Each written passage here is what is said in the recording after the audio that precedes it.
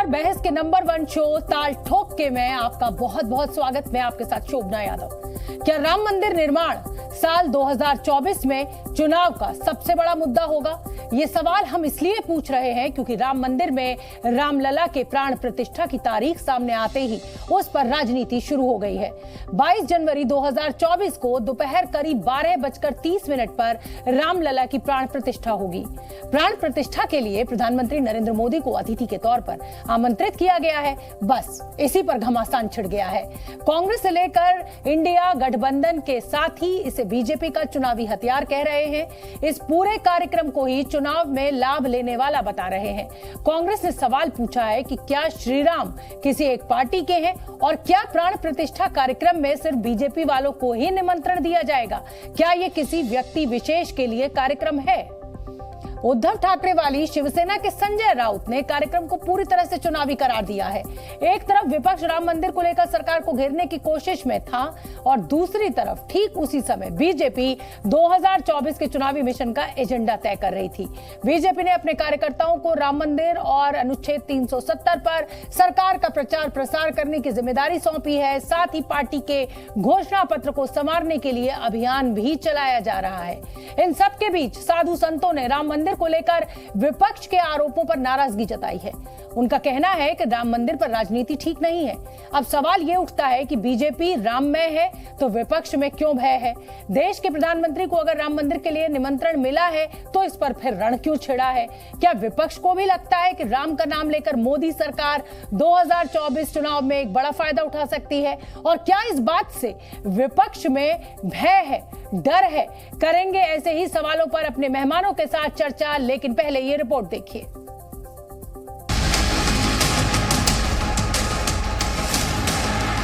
सजा दो घर को गुलशने सा अवध आए हैं। श्री राम लला के दर्शन और उसके बाद राजा राम का अभिषेक, ये सौभाग्य राम जी की कृपा से ही मिलता है। प्रधानमंत्री जी ने हमारा निवेदन स्वीकार किया। वे प्राण प्रतिष्ठा के अवसर पर अयोध्या में उपस्थित रहेंगे। अयोध्या करती है आह्वान, घाट से कर मंदिर निर्माण। भगवान सिर्फ एक पार्टी तक सीमित रह गए हैं क्या? निमंत्रण देने हैं और उसमें अगर उत्साह और उल्लास सबका देखना है तो सभी को होना चाहिए, सभी को निमंत्रित करना चाहिए। देश के माननीय प्रधानमंत्री जी ने जो अपनी सहमति दी है, जो आने का कार्यक्रम बनाए हैं, यह निश्चित तौर से हर व्यक्ति को, हर राम भक्तों को उत्साहित करने वाला है। तो ऐसी राम मंदिर की बात कर रहे हैं जैसे ये भारतीय जनता पार्टी का मंदिर है। राम मंदिर हमारे देश का मंदिर है। तो मोदी जी आप जाएंगे और राम मंदिर की पूजा करेंगे, लेकिन मुझे लगता है कि चुनाव आ रहे हैं, ये चुनाव की तैयारी। उसकी दृष्टि में केवल चुनाव ही दिखाई देता है। भगवान राम का ये प्राण प्रतिष्ठा एक आस्था है, आस्था विश्वास भी है। माननीय प्रधानमंत्री जी जिस क्षण प्रभु रामलला को भव्य दरबार में स्थापित करने के उपरांत लोकार्पण करेंगे, बहुत मन आह्लादित है। एक इवेंट को करने के यही तरीके होते हैं कि कभी निमंत्रण दिया जाए, फिर क्या तैयारियां चल रही हैं उसके ऊपर जो है कई सारी कहानियां बनाई जाएं।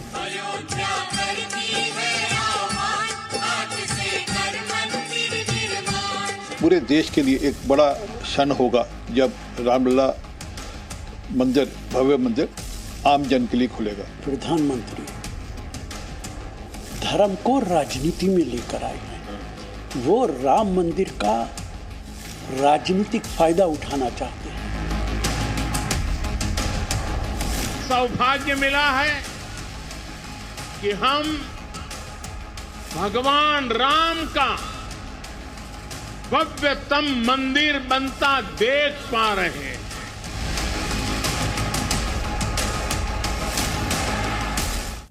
बीजेपी राम में क्यों विपक्ष है भय में। तो चलिए फटाफट बिना समय जाया करे मैं मेहमानों से आपका तारुफ करा देती हूं और फिर इस चर्चा को आगे बढ़ाएंगे कि क्या ये जो राम मंदिर के में जो रामलला की स्थापना की जा रही है उसकी टाइमिंग गलत है, क्या उसका चुनावी फायदा लेने की बीजेपी कोशिश कर रही है, या विपक्ष जो है वो चुनाव के डर से, बीजेपी के डर से शोर मचा रही है। तो गौरव भाटिया प्रवक्ता है बीजेपी के, बहुत बहुत स्वागत, बहुत बहुत धन्यवाद गौरव जी आपका। राजकुमार भाटी प्रवक्ता है समाजवादी पार्टी के, आपका भी बहुत बहुत स्वागत। किशोर तिवारी नेता है शिवसेना के, उद्धव गुट के, आपका भी किशोर जी बहुत बहुत धन्यवाद, बहुत बहुत स्वागत। विजय शंकर तिवारी प्रवक्ता है विश्व हिंदू परिषद के, विजय जी आपका भी स्वागत। अतिकुर रहमान साहब इस्लामिक रिसर्चर है, आपका भी अतिकुर रहमान साहब बहुत बहुत स्वागत। गौरव भाटिया आपके साथ शुरुआत करूंगी क्योंकि आरोप आपके ऊपर लग रहा है और आरोप आपके ऊपर यह है कि इस पूरे जो राम मंदिर का जो श्रेय है या क्रेडिट है उस टाइमिंग को आपने चुनावी फायदे के लिए चुना है। शोभना जी, मैं समझता हूं कि आज पूरा भारत गौरवान्वित है। हर नागरिक कह रहा है कि मोदी जी हैं तो मुमकिन है, और हम सब की छाती 56 इंच की हो गई है। कुछ लोगों की छाती सिकुड़ के 6 इंच की भी रह गई है। उसकी वजह क्या है आपको मालूम है? वो सारी चर्चाएं हजारों में याद करिए, राहुल गांधी, ओवैसी, अरविंद केजरीवाल, ममता बनर्जी मंदिर वहीं बनाएंगे लेकिन तारीख नहीं बताएंगे। आज हम कह रहे हैं मंदिर वहीं बनाएंगे, तारीख भी बताएंगे और तुमको भी बुला लेंगे, आप आओगे, पहली बात। और इसलिए भारतीय जनता पार्टी के साथ हर भारतीय नागरिक और हिंदू खड़ा है। 4 प्रदेशों की सरकारें प्रदेश में न्यौछावर कर दी इसी भारतीय जनता पार्टी ने। मेरे हाथ में देखिए संकल्प पत्र है पिछले चुनाव का, और हर चुनाव के संकल्प पत्र में लिखा हुआ है भव्य राम मंदिर बनेगा, यही हमारी पहचान है, यही हमारा मान है, यही सम्मान है, हमारी आन बान शान है। ये मैनिफेस्टो में लिखा है, किसी दल से पूछ लीजिएगा किसके मैनिफेस्टो में है। और तीसरी बात आपको मैं बताऊं, 2010 में फैसला आया, इलाहाबाद उच्च न्यायालय ने फैसला दिया हिंदू पक्ष के, हिंदुओं के पक्ष में, और करीब 30 से 40 हजार ऐसे पेज थे जिनका ट्रांसलेशन होना था सर्वोच्च न्यायालय में सुनवाई के लिए। 2010 से 2017 तक बसपा और सपा की सरकार रही। शोभना जी, ट्रांसलेशन नहीं करा के दिया। मालूम है क्यों? सुनवाई हो जाएगी तो जो इनका वोट बैंक है वो कहीं खिसक ना जाए। लेकिन योगी आदित्यनाथ जी मुख्यमंत्री बने और सर्वोच्च न्यायालय को सारी सहायता दी, और 40,000 पेज थे, करीब 30,000 से 40,000 पेज ट्रांसलेट हो गए, और उसके बाद सुनवाई हुई और फैसला आया। मैं समझता हूं बहुत बड़ी जीत है। और जीत क्यों बड़ी है, 2 चीजें और कह दूं। पहली चीज जी, अपनी बात पूरी कीजिए। बताइए, मैं अपनी बात पूरी कर लेता। 2, हाँ धन्यवाद।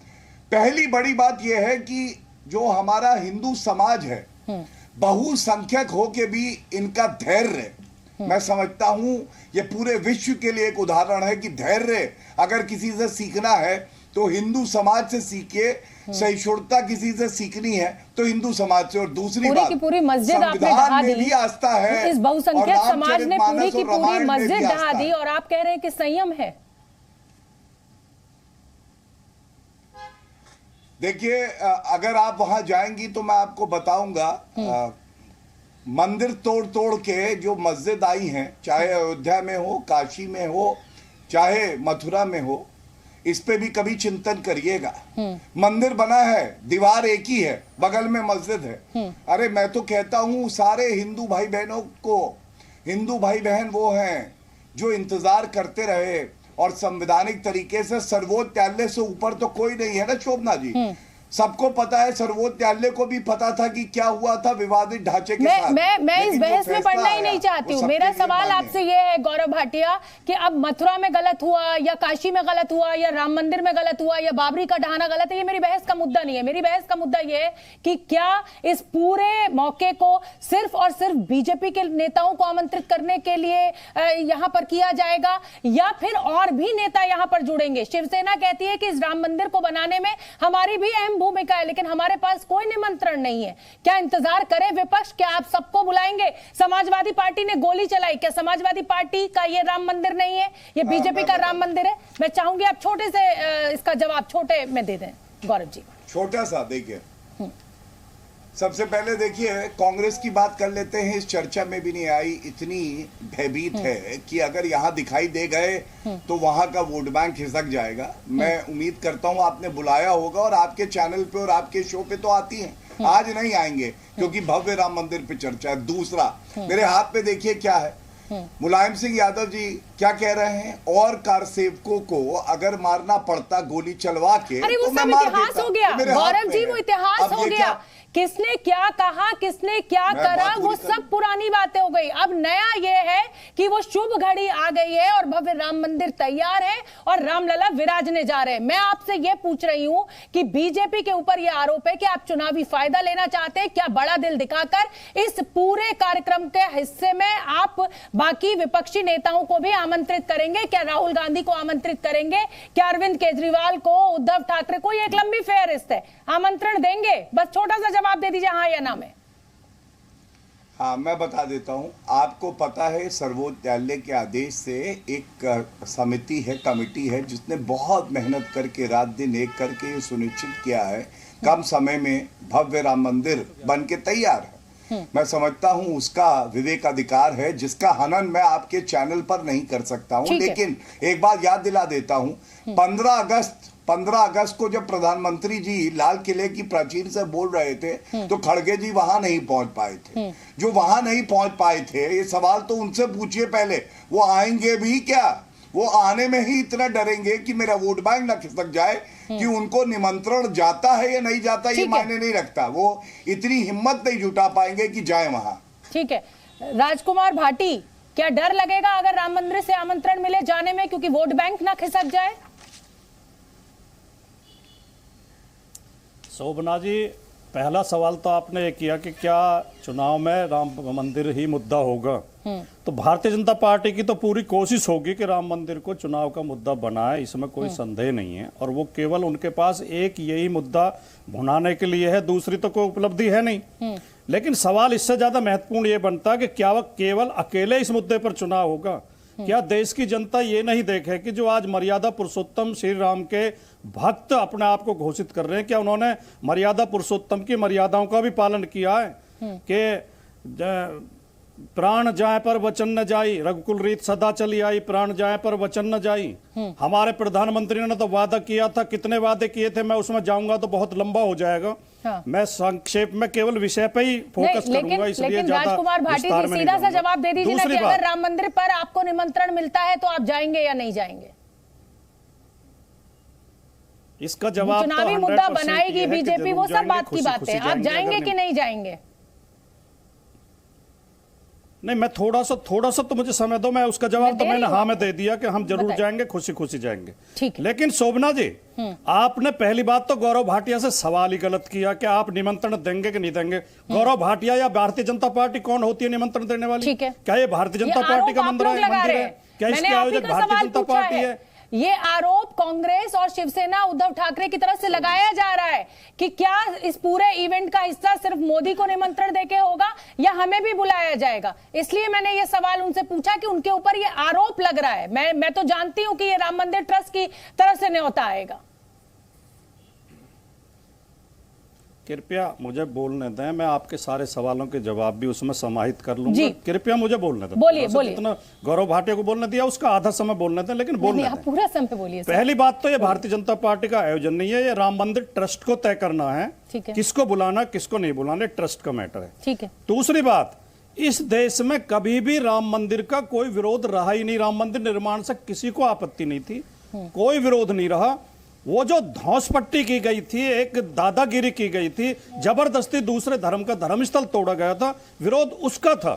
जब यह विवाद चल रहा था, आप याद करिए, आप बहुत अच्छी पत्रकार हैं, आपको सारी जानकारी होगी, लगभग सभी पार्टियों ने प्रयास किया और सरकार ने भी प्रयास किया था, उस समय की केंद्र सरकार ने भी, उत्तर प्रदेश की सरकारों ने भी, कि सहमति से राम मंदिर का रास्ता निकल जाए। और जो बाबरी मस्जिद एक्शन कमेटी थी वो भी सहमत हो गई थी और जमीन एक्वायर भी कर ली थी सरकार ने, उसमें थोड़े से टुकड़े पर विवाद था, लेकिन क्योंकि इनकी नीयत राम मंदिर में कम थी, इनकी नीयत विवाद पैदा करने में ज्यादा थी, इसलिए इन्होंने नहीं, आप बोलना जब आपके बारी आएगी आप बोलना गलत और सही को, तो इन्होंने उस पर ज्यादा ये विवाद करना चाहते थे, तो ये लगातार वे विवाद पैदा करते रहे।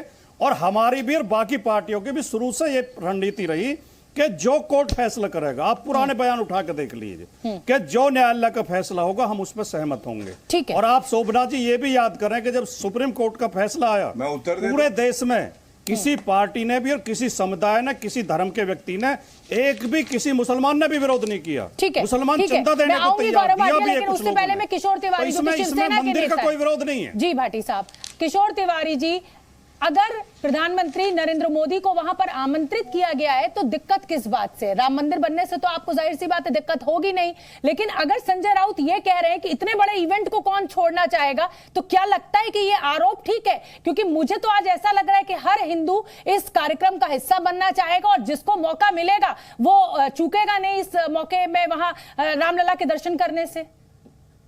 नहीं, देखिए, राम मंदिर एक इवेंट है और जैसे आपने देखा वो चंद्रयान का इवेंट हुआ।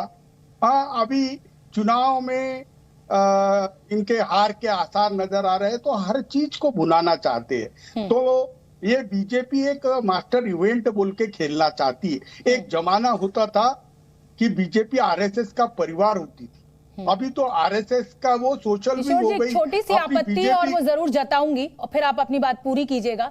राम मंदिर एक इवेंट नहीं हो सकता है। आप आरोप लगा सकते हैं बीजेपी के ऊपर एक इवेंट बनाने का, पर ये करोड़ों हिंदुओं के लिए आस्था का विषय है, ये आप जानते हैं। तो जब आप इसको एक इवेंट कह रहे हैं तो मुझे लग रहा है कि आप बहुत लोगों की भावनाओं को जिसे कहा जाए कि हर्ट कर रहे हैं। अरे भाई, जो शिव सैनिक के बलिदान से ये राम मंदिर बन रहा है, हाँ, मैं तो बोलता हूँ बीजेपी के तो वर्कर, मैं गया था ना वहाँ, कार सेवक था, बीजेपी वाले भाग गए थे और ये हमें कह रहे थे, क्योंकि मैं बीजेपी में था, कि सब शिवसेना ने किया ये बोलो, शिवसेना ने किया और ये बोलो।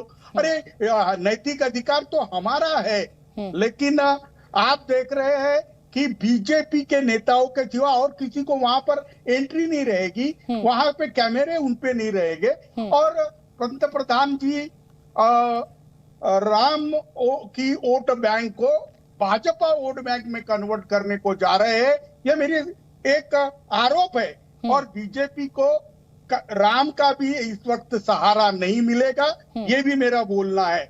लेकिन वो इवेंट मैनेजर है, हर चीज का इवेंट करते हैं, इसका आपको बुरा क्यों लग रहा है? मुझे तो समझ में नहीं आया। नहीं, मुझे बिल्कुल बुरा नहीं लग रहा। मुझे ये हैरानी हो रही है कि शिवसेना राम मंदिर के बनने को, रामलला के स्थापित होने को इवेंट कह रही है। मुझे हैरानी इस बात की है। मेरी बात सुनो शोभना जी, ये सुप्रीम कोर्ट के आदेश से बन रहा है, ये बीजेपी की सरकार नहीं बना रही है। और बीजेपी जिस प्रकार आप अपनी बात करते हैं, अभी तो आप कह रहे थे कि शिवसेना और बीजेपी के संघर्ष, शिवसेना ने बड़ा संघर्ष किया राम मंदिर बनवाने में। अरे भाई, विवादित ढांचा वो जमीन दोस्त करने के लिए, ठीक है, जमीन तो हमने बनाई, सुप्रीम कोर्ट के आदेश पे मंदिर बना। और गौरव भाटिया जो उस वक्त कार सेवकों को बंदूक चलाने का नियंत्रण कर रहे थे, वो आज क्रेडिट ले रहे। क्यों गौरव भाटिया जी? मुझे मेरी ये मैं आऊंगी, मैं पहले सभी मेहमानों के पास जाऊंगी। गौरव जी, जो सवाल आपसे पूछा जा रहा है, क्योंकि केंद्र में आप ही हैं सवालों के, वो आप कृपया लिखते जाइएगा। मैं विजय शंकर तिवारी जो कि प्रवक्ता है विश्व हिंदू परिषद के, उनका रुख कर लेती हूँ। विजय, मैं आऊंगी गौरव जी, बस एक एक बार मैं पहले सभी मेहमानों से इस पूरी डिबेट को वो कर लूं। विजय शंकर जी, ये कहा जा रहा है कि राम मंदिर जो करोड़ों हिंदुओं की आस्था का विषय है, उसे एक इवेंट बनाया जा रहा है। शोभना जी, मैं आज की किसी भी राजनीतिक विमर्श का हिस्सा नहीं बनूंगा। मैं केवल एक बहुत शुभ घड़ी है, बहुत अच्छा समय है कि 22 जनवरी 2024 दोपहर 12:20 पर भगवान श्री रामलला अपने स्वस्थान पर विराजमान होंगे, उनकी प्राण प्रतिष्ठा होगी। और उसके निमित्त इस श्री राम जन्मभूमि पर भव्य मंदिर बनाने की दिशा में देश में जिसने भी, जहां से भी तन मन धन से जिसने भी सहयोग किया है, वो सब यहाँ निमंत्रित होंगे। अब जब मैं ये कह रहा हूं कि जिसने भी जिस प्रकार से भी इसमें अपना सहयोग किया है, उनको निमंत्रित किया जाएगा, तो उसमें जो राजनीतिक विमर्श है यहीं पर खत्म हो जाता है। मुझे लगता है इसको राजनीतिक अब नहीं बनाना चाहिए। जब राम भव्य मंदिर बनकर तैयार हो रहा है, तो आज के समय में पूरे तन मन से हर तरीके से जो भी हमारे यहाँ आज डिबेट में बैठे हुए हैं, हमारे प्रवक्ता बंधु हैं, वो इसको समर्थन दें और अब इसको राजनीतिक विमर्श बनाने की दिशा में न बढ़े। तो मैं एक संदर्भ और याद दिला देता हूं, सोमनाथ मंदिर जब उसका इसी प्रकार से अनावरण हो रहा था, तो देश के प्रधानमंत्री को भी निमंत्रण गया था, देश के राष्ट्रपति को भी निमंत्रण गया था। प्रधानमंत्री तो खुद भी नहीं गए और राष्ट्रपति को भी नहीं जाने के लिए बार बार दबाव डाला गया, क्योंकि संविधान में ये लिखा हुआ है कि स्टेट हेड जो है वो किसी भी धर्म को प्रोपेगेट नहीं कर सकता। ये इसलिए ये वजह दी गई है। एक मिनट, हाँ शोभना जी, मुझे किसी भी कोई भी प्रधानमंत्री, कोई भी राष्ट्रपति की आस्था भी होती है। वो एक व्यक्ति भी होता है, एक पत्नी का पति भी होता है, एक पिता का पुत्र भी होता है, एक भाई का भाई भी होता है, उसका भी कोई इष्ट होता है। अगर वो किसी के साथ दुर्व्यवहार करे किसी दूसरे पंथ के खिलाफ, तो इसके लिए कहा गया है वो अपनी आस्था को न माने, अपनी श्रद्धा को न माने। संविधान में कहीं भी एक भी शब्द इसके खिलाफ नहीं लिखा गया। ठीक है, अतिकुर रहमान साहब, इस्लामिक रिसर्चर, करने देंगे? ठीक है, अतिकुर रहमान साहब करने देंगे विजय तिवारी जी? क्या बीजेपी को हाईजैक करने देंगे आप? अतिकुर रहमान साहब, दिक्कत किस बात से है? राम मंदिर बनने से दिक्कत है या प्रधानमंत्री नरेंद्र मोदी के रामलला को स्थापित करने के कार्यक्रम में शामिल होने से दिक्कत है? दिक्कत है कहाँ जो इस तरीके की आवाजें उठ रही हैं? क्या मत है आपका? शोभना जी, विजय शंकर तिवारी जी की जो पहला स्टेटमेंट था 50% इनिशियल, मैं उससे पूरी तरह से एग्री करता हूं। उसको हमको आगे बढ़ाना चाहिए कि अब इसको पॉलिटिक्स से अलग कर देना चाहिए, ये इशू को, इसीलिए इशू को अलग कर देना चाहिए। ये सेकंड पार्ट है विजय शंकर तिवारी जी का। वो कंफ्यूज हो रहे हैं कि संविधान का वायलेशन नहीं हो रहा है। भाई संविधान का पूरी तरह से वायलेशन हो रहा है। जब प्रेजेंट गवर्नमेंट प्राइम मिनिस्टर उसको एक पोल इश्यू बनाकर, इलेक्शन नजदीक हैं, विद इन 2 months राम मंदिर के इनॉग्रेशन में, और बहुत अच्छा इवेंट है ये शोभना जी। हर भारतीय गर्व से आज ये कह रहा है कि राम मंदिर का निर्माण होता जा रहा है, माइनस बीजेपी को अब इससे बिल्कुल किनारा कर लेना चाहिए अगर वो सेक्युलर है तो, और अगर कम्युनल है तो इसको पोल इश्यू बना के इसका फायदा उठाते रहेंगे, जो कि ये साबित करेगा कि 10 साल में इनके पास कोई डेवलपमेंटल एजेंडा नहीं था। आज इसी इशू के ऊपर ये वोट की भीख मांगने जा रहे हैं।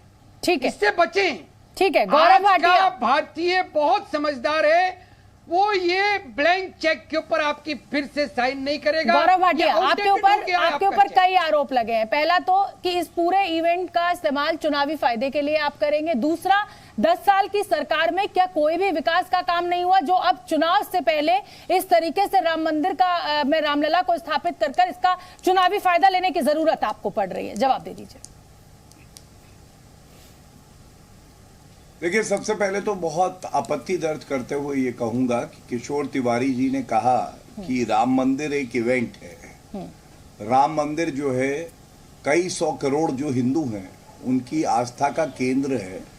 अब मुस्कुरा रहे हैं, कुछ गम है जिसको छुपा रहे हैं शोभना जी। मैं इतना ही कहूंगा, दुख की बात है आपके लिए वोट बैंक का इवेंट है। प्लीज शोभना जी, किशोर जी, देखिए जब आप बोल रहे थे वो नहीं बोल रहे थे। किशोर जी, मैं आपको रोकूंगी और जब वो अपनी बात पूरी कर ले, मैं उसके बाद आपसे वादा कर रही हूँ मैं सीधे आप ही के पास आऊंगी जवाब के लिए, लेकिन उनको अपनी बात पूरी कहने दें बिना किसी रोक टोक के। कहिए गौरव। वो झूठ बोल रहे इसलिए बोला।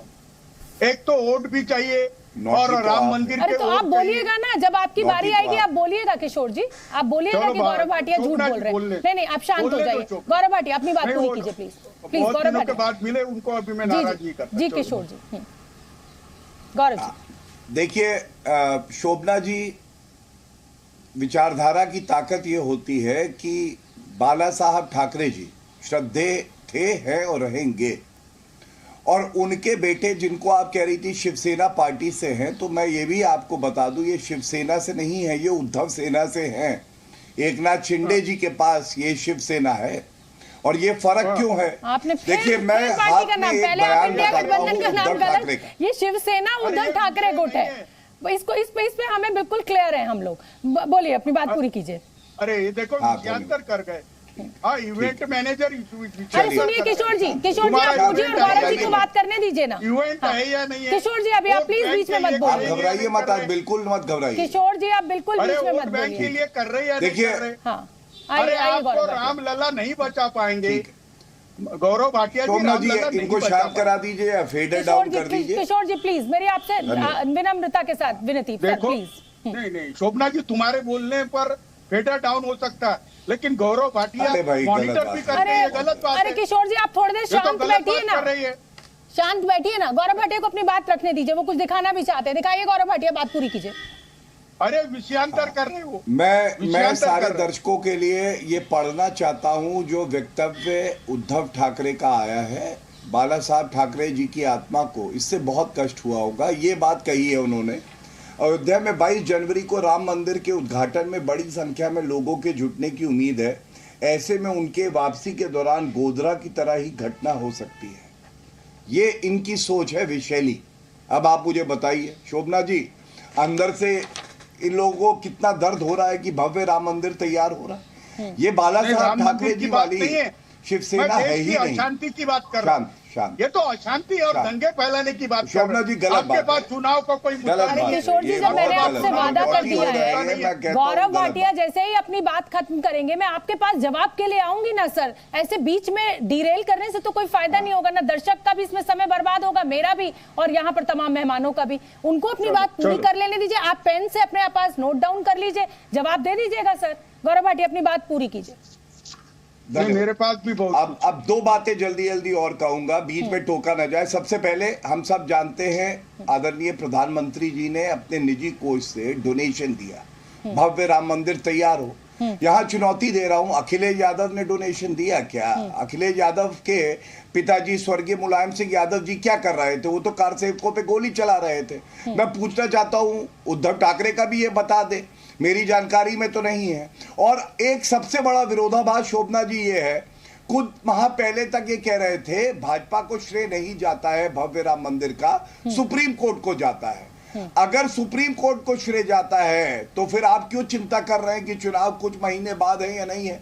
मॉडल कोड ऑफ कॉन्डक्ट तो लगा नहीं हुआ है और 2019 में जजमेंट आया। अब ये अगर सुनिश्चित किया गया कि 4 साल के अंदर त्वरित गति से भव्य राम मंदिर खड़ा हो जाए तो फिर इसमें भी आपको परेशानी है क्या? तो ये लोग कंफ्यूज्ड हैं। ये लोग हिंदुत्व और हिंदू से, सनातन से नफरत करते हैं और इसीलिए इस तरह की इन लोगों को परेशानी हो रही है। जब भव्य राम मंदिर बन गया है और प्राण प्रतिष्ठा जो है वो राम मंदिर मैं यहाँ पर एक छोटा सा देखिए, किसी भी हिंदू को ना सनातन से कोई दिक्कत नहीं है और किसी को सनातन से नफरत नहीं है। ये चुनावी मुद्दा बनाकर आप इसका फायदा ले सकते हैं, लेकिन मैं यह गारंटी के साथ कह रही हूँ कि इस देश में जितने हिंदू हैं किसी को सनातन से कोई दिक्कत नहीं और किसी को अपना सनातन प्रेम या सनातन प्रूफ करने की जरूरत नहीं। भगवान राम काल्पनिक है ये कहा गया था कि नहीं? शोभना जी आपसे सवाल है, भगवान राम काल्पनिक है? कांग्रेस पार्टी ने कहा ये अपनी सोच हो सकती है। सनातन जो है वो एक पूरा विश्वास है। अच्छा गौरव भाटिया, आपने मेरे सवाल का जवाब नहीं दिया। क्या 10 सालों का काम बीजेपी के लिए कम पड़ गया है? विकास के मॉडल का काम कम पड़ गया है कि आपको अब ऐसा लग रहा है कि राम मंदिर सबसे बड़ा मुद्दा बने? ये आरोप है आपके ऊपर, इसका जवाब और दे दीजिए। मैं अभी आपको बताता हूँ अनुच्छेद, आरोप का उत्तर लीजिए। अनुच्छेद 370 यही सारी पार्टियां कहती थी कि हटा नहीं सकते, हटा के दिखाओ। हटाया कि नहीं? इसी कार्यकाल में हुआ है। कोविड का संकट आया, महामारी थी, आपने देखा 220 करोड़ टीके नागरिकों को लगे, आज हम लोग सुरक्षित। लेकिन गौरव भाटिया, अनुच्छेद 370 हटाने के बाद फायदे नुकसान में आप चुनाव नहीं करा पा रहे हैं वहां पर। मैं तो तब कहती ना कि अनुच्छेद 370 हटाना एक सही फैसला साबित हुआ, आप चुनाव कराइए वहां पर। चुनाव क्यों नहीं हो रहा है, ये सवाल आपसे पूछा जा रहा है। लगी शोभना जी, आप गोल पोस्ट के साथ भाग रही हैं। अभी आपने मुझसे कहा उपलब्धियां बताओ, मैं बता रहा हूं नेताजी सुभाष चंद्र बोस जी की मूर्ति कर्तव्य पथ पे लगी है, नेशनल वॉर मेमोरियल आया है, 4 करोड़ घर गरीबों को दिए गए हैं, 11 करोड़ टॉयलेट बने हैं, लेकिन 80 करोड़ भारतीयों को 3.25 साल मुफ्त राशन मिला कोविड के समय में। क्या ये उपलब्धियां नहीं है? ठीक है, क्या ये उपलब्धियां नहीं है? ठीक है, लेकिन भव्य राम मंदिर हमारी अस्मिता का प्रतीक है। हाँ। ये चुनावी मुद्दा नहीं है, ये हमारी पहचान है, इसी की वजह से हम किशोर तिवारी जी आप जवाब दे लीजिए गौरव भाटिया को, और फिर राजकुमार भाटी में सीधे आपके पास आऊंगी। किशोर जी। नहीं, मैं गौरव भाटिया जी को एक बात बताता हूँ कि उनका नहीं, पूरे 120 करोड़ भारतीयों का ये आदर्श पुरुष है और राम श्रद्धा स्थान है। लेकिन राम मंदिर का जो मार्केटिंग आप कर रहे हो, हाँ, मुझे लगता है कि आपके विकास के दावे ऐसे खोखले हैं कि आपको ही भय लग रहा है पराजय का। अब आप 370 और राम मंदिर इस पर ही चुनाव लड़ोगे, ऐसा मुझे लग रहा है। क्यों महंगाई पे बोलते नहीं, क्यों बेरोजगारी पे बोलते नहीं? आपका विकास का मॉडल कहाँ दिख रहा है? सारे देश की अर्थव्यवस्था चरमरा गई है। उसके बाद अभी चुनाव हो जाने दीजिए, पता चल जाएगा। अरे भाई, चुनाव के पहले ही इतना चल रहा है। अभी आपका चंद्रयान का मार्केटिंग फेल हो गया। विकास की बात करेंगे। अरे भाई गौरव भाटिया, महावसूली अगाड़ी का हिस्सा थे आप। अरे भाई, अब देखो महाराष्ट्र में तो आप है ना, छोटा भी चुनाव नहीं कर पा रहे हो। आपकी पार्टियों ने अगाड़ी, लेकिन वसूली तो आपने करी थी। अपनी बोली। शोभना जी आप बीच में नहीं बोलोगी। हाँ, मुझे मालूम है। मैं सुन रहे, आप दोनों इस समय विंडो में कटे हुए हैं, स्क्रीन पर आप दोनों हैं, आप दोनों की बातचीत चल रही है। मैं खुद ही सुन रही हूँ। आप अपनी बात पूरी कीजिए गौरव, बीच में मत बोलिए प्लीज। गौरव जी प्लीज। नहीं, क्या है मेरे साथी हैं किशोर जी, नोटी है तो क्या हुआ, बोलेंगे, मैं चुप रहता हूँ। देखो, मेरे को नोटी भी बोला। कैसा होता है कि गौरव भाटिया की मैं बहुत इज्जत करता हूँ, लेकिन उनसे है ना झूठ की मैं अपेक्षा नहीं रखता। देखिए गौरव भाटिया जी, अब जब आप इवेंट कर रहे हो, राम लला का सहारे चुनाव जीतना चाहते हो, तो खुल के क्यों नहीं बोलते? खुल के क्यों नहीं बोलते? कहाँ तुम्हारे आदर्श? ठीक है, मैं भाटी साहब आपका रुख करना चाहूंगी। भाटी साहब, क्या और बाकी के जो मुद्दे जो लगातार विपक्ष के द्वारा, इंडिया गठबंधन के द्वारा उठाए जा रहे हैं, चाहे वो नौकरी का मुद्दा हो, चाहे वो गरीबी का मुद्दा हो, भुखमरी का मुद्दा हो, जितने भी तमाम मुद्दे हैं इस देश में जो विपक्ष को लगता है कि उस पर सरकार ने उस पर काम नहीं किया है बीते 10 दिनों में, तो क्या बीते 10 सालों में, तो क्या विपक्ष के बस का नहीं है उन मुद्दों को पब्लिक तक पहुंचाना? और इसीलिए क्या विपक्ष डरा हुआ है कि इस राम मंदिर के मुद्दे को लेकर बीजेपी जब पहुंचेगी तो वो जो बहुसंख्यक हिंदू वोट है वो सारा बीजेपी के खाते में जाएगा? शोभना जी, राम मंदिर के मुद्दे को लेकर या राम को लेकर या हिंदुत्व और सनातन को लेकर विपक्ष बिल्कुल भी डरा हुआ नहीं है, कतई भी चिंतित नहीं है। ये देश की जनता अब अच्छी तरह समझने लगी है। जैसा कि आपके शो में बार बार गौरव भाटिया विषय को राजनीति पर ले जाने का प्रयास कर रहे हैं, आपने भी कोशिश की कि विषय से ही संबंधित बोलें, और हमारे तिवारी जी ने जो विश्व हिंदू परिषद के प्रवक्ता, उन्होंने बहुत अच्छी बात कही कि आज कम से कम राजनीति नहीं करनी चाहिए। लेकिन इनके दिल तो इतने बड़े नहीं है, भारतीय जनता पार्टी के लोगों के दिल इतने बड़े नहीं है। इन्हें छोटी छोटी बातों पे घटिया राजनीति करनी है, विपक्ष को गाली देनी है। आज भी वो आपके शो में भी गाली दे रहे हैं। मेरा गौरव भाटिया से और उनकी पार्टी से विनम्र निवेदन है कि आप हिंदुत्व के और सनातन के ठेकेदार न बने। ये इतने छोटा धर्म नहीं है कि आप जैसे लोग इसकी ठेकेदारी करेंगे। ये बहुत विशाल धर्म है, बहुत महान धर्म है, बहुत प्राचीन धर्म है, बहुत बड़ा इसके अनुयायियों का समुदाय है। इस धर्म को धर्म बना रहने दें, इस धर्म को व्यापार न बनाएं। जो दूसरी बात, जब चुनाव शुरू होंगे, आपने कहा कि विपक्ष मुद्दे नहीं पहुंचा पा रहा है। विपक्ष बहुत अच्छे तरीके से मुद्दा पहुंचा रहा है। इनके एक एक प्रत्याशी से जनता गिरेबान पकड़ के पूछेगी चुनाव में कि देश का कर्जा लगातार बढ़ता गया, 55 लाख करोड़ से 200 लाख करोड़ पे पहुंच गया, शीर्ष बैंकों में काला धन लगातार बढ़ता रहा, देश में बेरोजगारी लगातार बढ़ रही है। पूरे देश में आज गुजरात के ठग घूम रहे हैं और देश छोड़ के भाग गए हैं। वो क्या कारण है कि सारे ठग गुजरात से ही निकल रहे हैं? अभी एक उत्तर प्रदेश में गिरफ्तार हुआ है, पहले एक जम्मू कश्मीर में गिरफ्तार हुआ था। लोगों का अपमान कर रहे हैं। मैं आपको रोकूंगी। गुजरात के सभी लोग ठग नहीं है, ये गलत बात है, ये बिल्कुल गलत बात है। बिल्कुल नहीं है, नहीं, बिल्कुल नहीं है। गुजरात में का नाम लेकर इस तरह की बात नहीं कर सकते। आप व्यक्ति का नाम लीजिए ना, वो कहां से आते हैं, उस पूरे राज्य के लोगों की कोई गलती नहीं है। ये गलत है। उत्तर बाद में देना, पहले प्रश्न तो हो जाए। शोभना जी, हाँ पूछिए। मैं बहुत विनम्रता से आपके इस संशोधन को स्वीकार करते हुए, मैंने ऐसा कहा भी नहीं। गुजरात में बड़े बड़े महान लोग हैं, बहुत देशभक्त, बहुत अच्छे लोग हैं, लेकिन जितने ठग हैं जो भागे हैं और जो गिरफ्तार हो रहे हैं, अभी पीछे क्या हुआ जम्मू कश्मीर में, वो पटेल जो है, क्या नाम है उनका, वो प्रधानमंत्री आवास की चिट्ठी लेके, प्रधानमंत्री कार्यालय की, पीएमओ की कार्यालय की चिट्ठी लेके 5 स्टार होटलों में मौज कर रहे हैं। एक और अभी पकड़े गए यूपी में, जो तीनों चारों भागे हैं, जिनके ऊपर राहुल गांधी के खिलाफ मुकदमा हुआ। क्या हम ये नहीं देखेंगे? और जो अभी जो आपने देखा एशियन गेम्स हुए और जो इन्होंने खेलो इंडिया शुरू किया, सबसे ज्यादा बजट गुजरात को दिया खेलों के लिए, और पदक कितने आए? 0।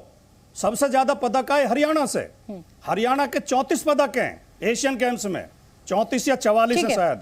गुजरात का 0, एक भी पदक नहीं है। गौरव और सबसे ज्यादा बात का जवाब दे लीजिए, फिर मैं क्या ये सवाल ही पूछे जाएंगे? करूंगी और विजय शंकर जी से भी बात करनी है। गौरव जी जवाब दे दीजिए, जो भाटी साहब ने आपके ऊपर आरोप लगाए। जो 7 करोड़ गुजराती भाई बहन आज जी न्यूज को देख रहे हैं, वो लोग शामिल होंगे जब मैं इनकी कड़ी निंदा करता हूं, जो नफरत ये गुजरातियों के प्रति रखते हैं। गुजरात के लोगों को ठग बुला दिया। कड़ी निंदा के अलावा आप कुछ कर भी नहीं सकते। आपको केवल निंदा करनी आती है, गालियां देनी आती है। राजकुमार जी सुन आपको कुछ पॉजिटिव बोलना आता ही नहीं है। राजकुमार जी एक एक करके बोले ना, हम लोग तो बेहतर है। एक एक करके गाली मत दिए, मुद्दे का जवाब दीजिए। आप जवाब सुनिए, तो जवाब सुनिए। विषय से भाग रहे हैं, भागने मत दो, इन्हें विषय पर रखो। नहीं विषय पे प्रश्न उठाए उनके उत्तर दें। जी जवाब दीजिए गौरव जी। पूरे भारत की जनता ने खुद देखा है कि आधुनिक युग का औरंगजेब सबसे बड़ा ठग वो है जिसने अपने पिताजी को ठगा और कुर्सी से उठा के फेंक दिया। उससे बड़ा ठग शोभना जी क्या इस बदतमीजी की इजाजत देंगे आप? कुर्सी पे क्या इस बदतमीज आदमी को इतनी बदतमीजी आपके चैनल पे करने की इजाजत देंगे आप? लगता है कि ये मंच नहीं है उस काम के लिए। एक शानदार चुनावी रैली में इस तरह के आरोपों खूब बोल सकते हैं, लेकिन यहाँ पर नहीं। हाँ। एक मिनट शोभना जी, इनका स्तर यही शोभना जी मानेंगे नहीं। दो आप कितना कहे मानेंगे? मैंने टोका था, मैंने उनको भी टोका था। इनका स्तर यही है, ऊपर ये उठ ही नहीं सकते। तो इसीलिए जवाब देना आवश्यक है, और जो मैंने बात कही वो तथ्यात्मक रूप पे सही है। अब मैं दूसरी बात बताता हूं। हमारी हिंदुत्व की विचारधारा की, हिंदू धर्म की जीत हो चुकी है। मैं आपको बताऊं क्यों। 2010 का जब इलाहाबाद हाईकोर्ट का फैसला आया था, सपा के प्रवक्ता को हो सकता है ना पता हो, मुलायम सिंह यादव जी का वक्तव्य है। उन्होंने कहा था मुसलमानों को ठगा गया है, ये फैसला गलत। यही प्रवक्ता थे। ये बात इनको नहीं पता, लेकिन बता रहा हूं। शांत रहिए, शांत रहिए, शांत रहिए। यही थे प्रवक्ता उस समय। दूसरी बात, और कल की ही बात है शोभना जी, कल की बात है, जो कांग्रेस पार्टी भगवान राम को काल्पनिक बता रही थी। सोनिया गांधी जी कल भगवान राम का जो किरदार निभा रहे थे रामलीला में, या पूरी पार्टी के नेताओं से कैसे जोड़ सकते हैं भाटिया जी? ऐसे बहुत सारे नेता बीजेपी में भी होंगे। वो अध्यक्ष, हाँ, मैं इसीलिए ये सवाल कर रही हूँ। हाँ। वो अध्यक्ष थे। मैं अध्यक्ष की बात कर रहा हूँ। आप क्या कहना चाह रही है शोभना जी? अध्यक्ष थे वो। और सुनिए, मेरी बात पूरी नहीं हुई। कल सोनिया गांधी जी जो भगवान राम का किरदार निभा रहे थे, उनको टीका लगा रही थी। वो सोनिया गांधी जो भगवान राम को काल्पनिक बताती थी। जो राहुल गांधी कहते थे लड़के छेड़े मंदिर में जाते हैं, हिंदू आतंकवाद का आविष्कार करा था, और जो इनके हिसाब से भगवत गीता जो है वो जिहाद सिखाती है, वो कल झुकी। झुकना जरूरी था। यही ताकत है हिंदुत्व की, हिंदू धर्म की, सहनशीलता की, धैर्य की। ठीक है, अतिकुर रहमान साहब, लगातार ये आरोप लग रहा है कि ये बीजेपी का राम मंदिर नहीं है, ये तमाम जो हिंदू जो आस्था रखते हैं राम में, और वो सिर्फ हिंदू नहीं है, वो मुसलमान धर्म के भी लोग हैं, ये उनकी आस्था का मंदिर है। तो क्या ये जो अब इस पर राजनीति शुरू हो गई है, क्रेडिट वॉर शुरू हो गया है पक्ष और विपक्ष के बीच में, बीजेपी और विपक्षी पार्टियों के बीच में, इसको आप कैसे देखते हैं और क्या कहेंगे आप इस पर? जी शोभना जी, इसी अंदेशे की वजह से जब कभी राम मंदिर के नाम की डिबेट पे हम जाते थे, राम मंदिर के लिए लोग जब बताते थे, बाबरी मस्जिद का मामला उठा था, हम इसी अंदेशे को लोगों के सामने लाने की कोशिश करते थे कि ये राजनीतिक पार्टियों की जो डिवाइड एंड रूल पॉलिसी है, ये हमेशा से धर्म का गलत इस्तेमाल करते रहेगी राम मंदिर के नाम पर। ये आस्था का विषय था, इसको पॉलिटिसाइज किया गया, लोगों की जाने गई, नफरतें बढ़ी, खून बहा। अब वो सब खत्म हो गया। अब भव्य राम मंदिर तैयार हो रहा है, ये हमारे आस्था का विषय बनाकर इसको एक पर्व की तरह सेलिब्रेट करें। ये पॉलिटिकल पार्टीज जो इसमें कील डालने की और ये कोशिश पर्व कर रहे की हैं, तरह खास ही तो तौर से सेलिब्रेट बीजेपी। किया जा रहा है। उसी जब के लिए ये तो प्रधानमंत्री नरेंद्र मोदी को निमंत्रण मिला है। तो फिर ये आरोप और प्रत्यारोप और ये इस तरह के प्रधानमंत्री को जा रहे हैं, ठीक है या गलत? हम चाहते हैं कि प्रधानमंत्री इससे अपने आप को अलग कर लें, क्योंकि प्रधानमंत्री का इसमें शामिल होना इस बात को साबित करेगा कि वो कॉन्स्टिट्यूशन का वायलेशन कर रहे हैं। और जब बीजेपी ने उस मस्जिद को गिराया था जो सुप्रीम कोर्ट ने तय किया कि वो एक क्रिमिनल ऑफेंस था, तो अगर प्रधानमंत्री शामिल होंगे तो उस ऑफेंस की भी जिम्मेदारी बीजेपी को लेना पड़ेगी। क्या उस ऑफेंस की जिम्मेदारी बीजेपी लेगी? अतिकुर रहमान साहब, क्या गौरव भाटिया आपसे पूछ रहे हैं कि कॉन्स्टिट्यूशन के किस आर्टिकल का उल्लंघन हुआ है, बताइए। वायलेशन है, उल्लंघन है, सेक्युलरिज्म का गला घोटा जा रहा है यहाँ कौन से अच्छा, तो भारत का एक मिनट सुनिए, भारत का सेक्युलरिज्म सुनिए शोभना जी, अब मैं बोल लूं बगैर किसी भेदभाव के। ये सही वक्त है शोभना जी जब धर्म को पॉलिटिक्स से अलग करना जरूरी हो जाता है। जब तक धर्म और पॉलिटिक्स का ये समावेश जारी रहेगा, मुल्क तरक्की नहीं कर पाएगा। कहीं और किसी और मुल्क तरक्की नहीं कर सकता। सुनिए, ये धर्म की घुट्टी पिलाना बंद करें आप। धर्म की घुट्टी के नाम पर आप अधर्म कर रहे हैं। ठीक है गौरव जी, मैं आऊंगी उससे पहले एक बार जरा विश्व हिंदू परिषद के विजय शंकर तिवारी जी का भी मैं रुक कर लेती हूँ। धर्म और राजनीति का अलग अलग होने का वक्त आ चुका है, क्या इससे नुकसान हो रहा है? आऊंगी गौरव जी, बस विजय जी बहुत देर से नहीं बोले, एक बार उनको सुन लेते हैं। क्या विजय जी, जब अब ये भव्य राम मंदिर बनने जा रहा है, इतनी बड़ा करोड़ों आस्था, लोगों की आस्था से जुड़ा हुआ ये पूरा मामला है, क्या धर्म और राजनीति को अब अलग हो जाना चाहिए या ये ऐसे ही आगे चलता रहेगा और आपके हिसाब से इसमें कोई दिक्कत नहीं है? देखो शोभना जी, मैं पहले वाले बात पर अभी भी टिका हुआ हूँ। भगवान राम सबके हैं, सबके राम। वो विभीषण के भी राम थे, वो जटायु के भी राम थे, वो शबरी के भी राम थे, वो अंगद के भी राम थे, वो माता कौशल्या के भी राम थे, वो दशरथ के भी राम थे, वो भरत के भी राम थे, कैकेयी के भी राम थे। और इसी कारण देखा वो मर्यादा, लेकिन वो रावण के राम नहीं थे। और जब लेकिन वो रावण जैसे अधर्मी के राम नहीं थे। नहीं मैंने कहा, मैंने जो नाम लिया इसे बहुत सोच समझ के लिया है। और इसीलिए मैं कहता हूं कि जब विधर्मियों ने भगवान श्री राम की जन्मभूमि को तोड़ करके एक ढांचा बनाया और दोबारा से भव्य मंदिर बनाने के लिए जब अभियान चला, तो 12.5 करोड़ परिवारों ने उसके लिए सहभाग दिया। 12.5 करोड़ परिवारों ने, और 5.5 लाख गांवों में उसकी सहभागिता रही। तो इसलिए मैं कहता हूं कि ये तभी संभव हुआ जब वो सबके राम है। और अच्छा रहेगा कि देश के सामंजस्य के लिए, देश को आगे ले जाने के लिए, देश को विकसित करने के लिए हम सब अभी भव्य मंदिर। क्या प्रधानमंत्री को इस कार्यक्रम का हिस्सा नहीं बनना देना चाहिए, नहीं बनना चाहिए जो अतिकुर रहमान कह रहे हैं, उस पर आपका क्या मानना है विजय शंकर जी?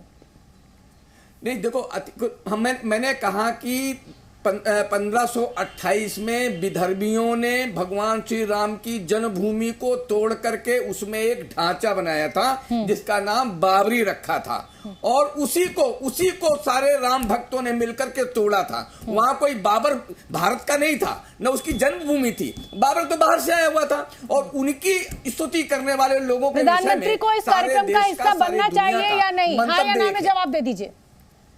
मैं बताता हूं। देखो, मैंने पहले एक बात कह दी कि चाहे प्रधानमंत्री हो और चाहे कोई भी हो, उसकी अपनी व्यक्तिगत भी एक श्रद्धा होती है। ठीक है, व्यक्तिगत श्रद्धा इस समय ज्यादा बड़ी हो जाती है। राजकुमार भाटी, प्रधानमंत्री को इसका हिस्सा बनना चाहिए, ये सही है या गलत है? एक शब्द में जवाब दीजिएगा, फिर मैं गौरव भाटिया के पास जाऊंगा। हाँ, अभी जो है सोमनाथ मंदिर का उदाहरण दिया गया। सोमनाथ मंदिर का पुनरुद्धार कोई भारतीय जनता पार्टी ने, विश्व हिंदू परिषद ने तो किया नहीं था, कांग्रेस की सरकार थी उस समय, कांग्रेस की सरकार ने किया था। इसके बावजूद पंडित नेहरू उसमें शामिल नहीं हुए थे। तो उस नैतिकता के तहत के देश के प्रधानमंत्री को किसी एक धर्म के कार्यक्रमों में हिस्सा नहीं लेना चाहिए। उसके लिए सब धर्म बराबर हैं, सब नागरिक बराबर हैं। ये मर्यादा हर प्रधानमंत्री को रखनी चाहिए। छोटा सा, जल्दी से छोटा सा बोलिए, फिर मैं गौरव भाटिया जवाब देंगे, फाइनल आंसर। हाँ नहीं, मैं तो एक बात से स्पष्ट है कि राम राज्य यह हमारे देश को अभिप्रेत था, महात्मा गांधी को प्रधानमंत्री भी का अभिप्रेत जाना था। वहां पे सही मानते हैं या गलत मानते हैं? सीधा जवाब। अरे भाई, भारत में राम मंदिर बने, यह इतना बड़ा विशाल कार्यक्रम है और प्राइम मिनिस्टर ने जाना चाहिए। ठीक है, लेकिन गौरव प्राइम भाटिया। मिनिस्टर ने विपक्ष को भी लेके जाना चाहिए ठीक है। और उसका सारा क्रेडिट नहीं लेना चाहिए। ठीक है, हाँ, मेरी ये लीजिए बात है कि भाई, सारा नहीं क्रेडिट लेना मत लीजिए गौरव भाटिया। प्रधानमंत्री उस कार्यक्रम का हिस्सा बने, किसी को कोई दिक्कत नहीं है, लेकिन क्रेडिट की लड़ाई है और आप सारा क्रेडिट खा रहे हैं। ये ऐसा आरोप आपके ऊपर लग रहा है। फाइनल जवाब दे दीजिए आप, इसको मैं डिबेट को कंक्लूड करना चाहती हूँ। पहली बात, कोई भी यहाँ पैनलिस्ट ये नहीं बता पाया कि संविधान की किस प्रावधान का ये उल्लंघन होगा। हमारे देश में सकारात्मक पंथ निरपेक्षता है, ये फ्रांस से अलग है। और बहुत अच्छी बात विजय जी ने कही, प्रधानमंत्री जी की भी अपनी आस्था है, अपना धर्म है, अगर वो वहाँ जाते हैं तो ये कोई उल्लंघन नहीं है। और हज सब्सिडी इनके लिए पंथ निरपेक्षता थी, जो टैक्स पेयर का रुपया था। हज हाउस बनाया अखिलेश यादव ने, स्वयं भी रहे, आजम खां भी रहे, मुख्यमंत्री और मंत्री थे, तब कोई उल्लंघन नहीं हुआ। प्रधानमंत्री जी अगर जा रहे हैं वहां पे नागरिक के तौर पे, हिंदू हैं इसलिए, तो इनको दर्द होगा। बात पूरी करने दीजिए। Two wrongs does not make one right. Gaurav ji बात पूरी कीजिए। There is no wrong here. Gaurav ji अपनी बात पूरी कीजिए। So both are correct. हाँ, मैं सिर्फ यही कहूंगा शोभना जी, अगर प्रधानमंत्री जी वहां जाते हैं, हमारी संस्कृति का हिस्सा है भव्य राम मंदिर, ये गौरवान्वित करने का पल है। आप सम्मिलित होइए, रोंदू फूफी बन के छाती मत पीटिए, नकारात्मक राजनीति मत करिए, तुष्टिकरण अरे देखिए भाई, मैं भी किसी की फूफी हूँ, किसी की बुआ हूँ, आप ऐसी बातें मत कीजिए। गौरव जी, मैं भी किसी की फूफी और बुआ हूँ, ऐसी बातें मत कीजिए। आपने रोंदू फूफी का मतलब कहावत है, कहावत है, कहावत। वो शादी होती है ना, तो एक व्यक्ति हमेशा नाराज रहता है जब सब लोग खुश हो रहे होते हैं। हाँ, वो फूफा को कहा जाता है, फूफी को नहीं। चलिए ठीक है, आप सभी मेहमानों का इवेंट और मैनेजमेंट पे बोले नहीं, इवेंट क्रेडिट और मैनेजमेंट पे तो बोले ही नहीं जी। ठीक है, मेरे पास वक्त इतना ही है। बहुत बहुत धन्यवाद आप सभी मेहमानों का इस चर्चा में शामिल होने के लिए। जी न्यूज़।